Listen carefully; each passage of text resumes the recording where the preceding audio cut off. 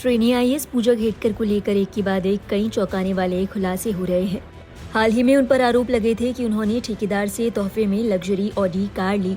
जानकारी के मुताबिक ट्रेनी आईएएस ने इस प्राइवेट कार पर महाराष्ट्र सरकार का लोगो और लाल बत्ती भी लगा रखी थी।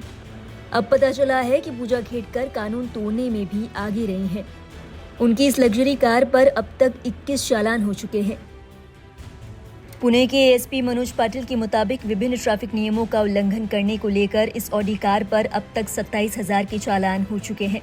हैरानी की बात यह है कि इनमें से अब तक एक भी चालान का भुगतान नहीं किया गया।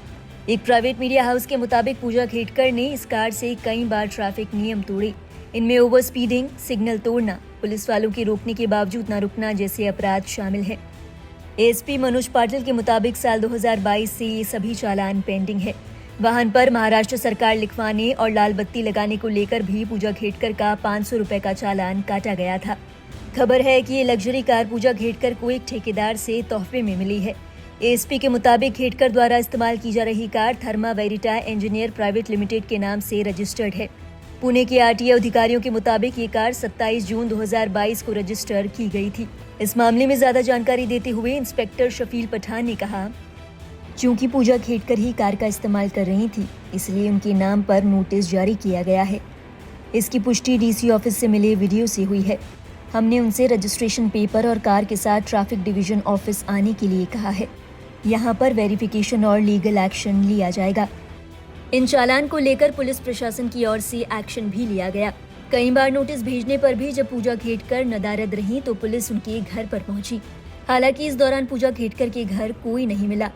पुलिस ने दरवाजा खटखटाया और कई बार बेल बजाई, लेकिन अंदर से कोई आवाज नहीं आई। कार्रवाई के लिए आए हम, गाड़ी अभी मिली नहीं वहाँ पे, मतलब गेट बंद है, तो गेट खोलने के बाद हम देखेंगे। कोई कोऑपरेट नहीं कर रहे हैं क्या सर? ये नहीं, कोई नहीं है वहाँ पे, शायद घर में कोई नहीं है। जब महिला तो दिखी थी नहीं, लेकिन गेट खोल रहे नहीं ना वो, अब कौन है मालूम नहीं मुझे, वहाँ पे कौन बंदे है। जब गेट खुलेगा तो हम कार्रवाई करेंगे गाड़ी को। बताते चले, बीते रोज वाशिम कार्यालय के गेस्ट हाउस के बाहर पूजा खेडकर को देखा गया। मीडिया की ओर से तमाम मामलों पर उनसे प्रतिक्रिया मांगी गई। इस दौरान पूजा खेडकर मीडिया के सवालों से बचती नजर आईं। गंभीर आरोप लगे हैं, क्या I am not authorized to speak anything in this matter. गौरतलब है, पूजा खेडकर को लेकर एक के बाद एक कई जानकारियां सामने आ रही हैं।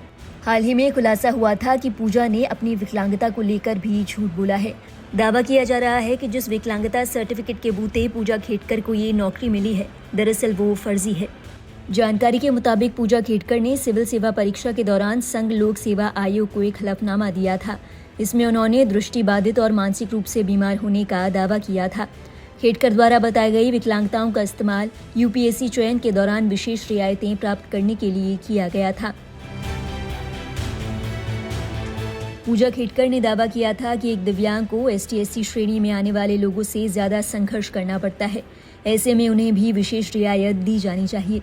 चयन के बाद यूपीएससी ने उनकी विकलांगता की पुष्टि करने के लिए मेडिकल टेस्ट करवाने के लिए कहा। पूजा ने 6 अलग अलग मौकों पर इन टेस्ट में शामिल होने से इनकार कर दिया। इन टेस्ट में शामिल होने की बजाय पूजा खेडकर ने एक बाहरी सेंटर से एमआरआई करवाई और रिपोर्ट लाकर थमा दी। यूपीएससी की तरफ से पहले तो उनकी इस रिपोर्ट को खारिज कर दिया गया, लेकिन बाद में उनकी एमआरआई प्रमाण पत्र को स्वीकार कर लिया गया। इसके बाद पूजा खेडकर को बतौर ट्रेनी आईएएस के तौर पर पुणे में पोस्ट किया गया।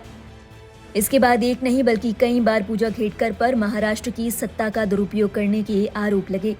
इन आरोपों के चलते हाल ही में पूजा खेडकर का पुणे से वाशिम ट्रांसफर भी किया गया था।